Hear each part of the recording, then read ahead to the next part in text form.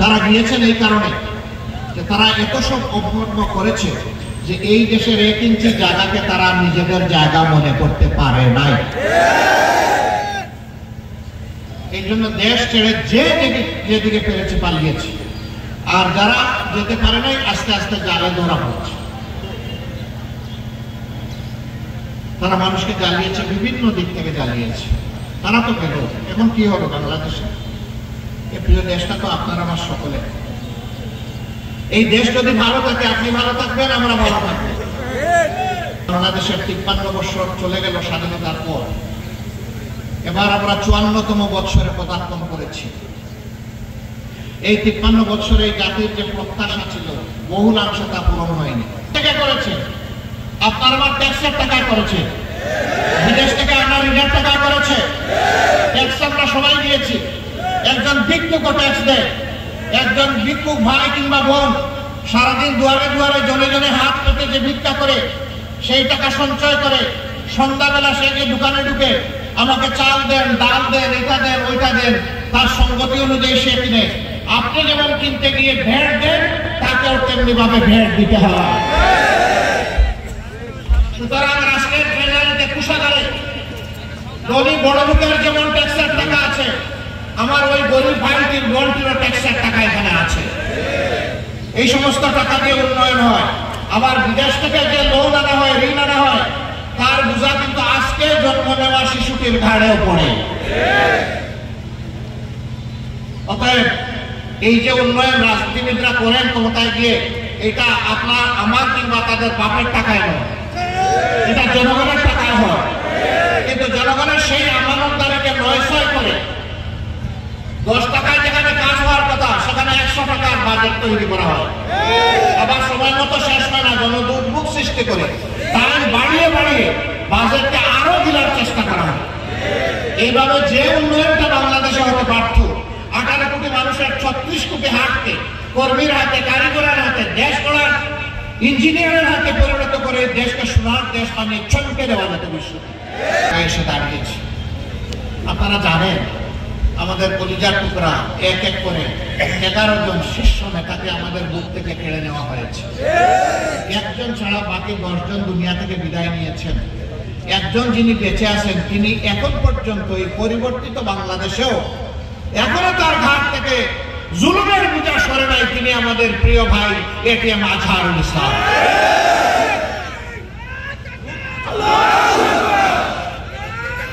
আমরা সরকারকে যথেষ্ট সময় দিয়েছিলাম। এক এক করে কারাগার থেকে সমস্ত রাজনৈতিক নেতারা মুক্ত হয়ে এসেছেন। এটিএম আজহারুল ইসলাম যখন বন্দী হন তখন ছিলেন তিনি বাংলাদেশ জামাত ইসলামের ভারপ্রাপ্ত সেক্রেটারি জেনারেল। আমরা সরকারের কাছে স্পষ্ট জানতে চেয়েছি তিনি এখনো কারাগারে কেন? মিথ্যা মামলা যার উপর জুলুম করল আওয়ামী লীগ, এখনো কি সেই জুলুম চালু থাকবে?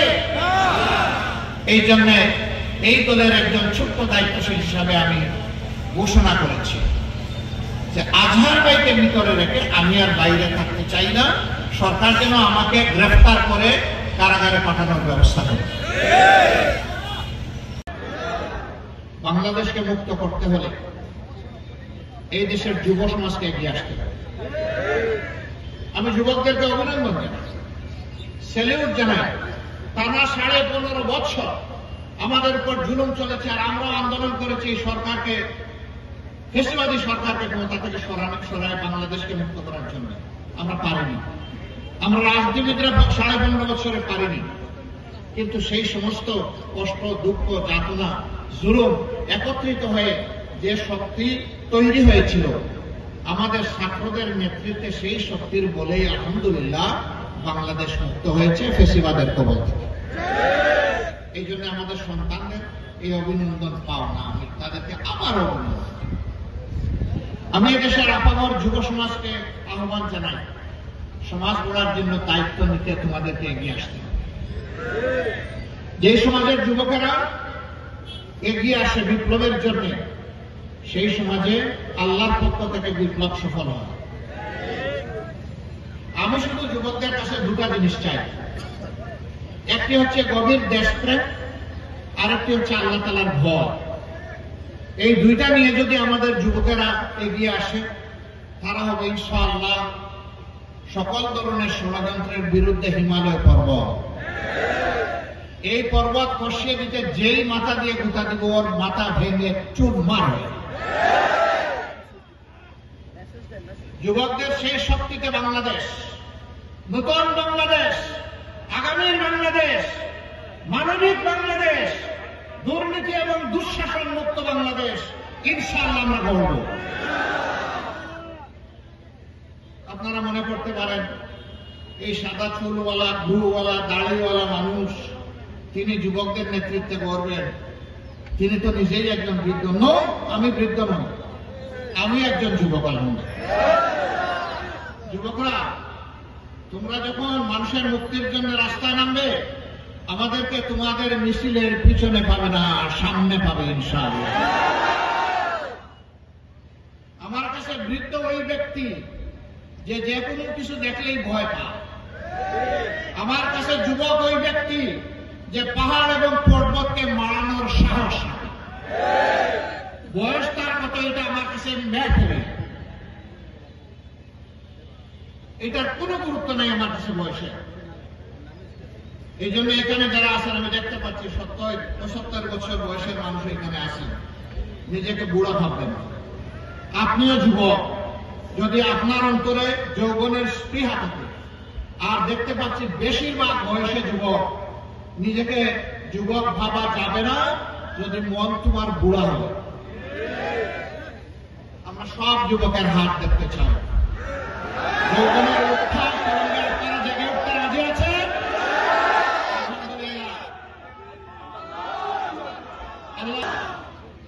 কোন ষড়যন্ত্র আমাদের প্রিয় মানবিক বাংলাদেশ গড়ার পথে আমাদেরকে আটকে রাখতে পারবে না। যেখানেই দুর্নীতি সেখানেই যুদ্ধ, যেখানেই দুঃশাসন সেখানেই লড়াই। এই জন্য সন্তানদের কণ্ঠে কণ্ঠ মিলিয়ে বলতে চাই, আবু সাইদ মুগ্ধ, শেষ হয়নি যুদ্ধ। ইনশাআল্লাহ আমাদের যুদ্ধ অব্যাহত থাকবে সেই মানবিক বাংলাদেশ গড়ার পথে। ধন্যবাদ। বেদরগঞ্জবাসী এসেছিলাম জনাব শহীদ বেলাল হোসেনের পরিবারকে সম্মান জানাতে এবং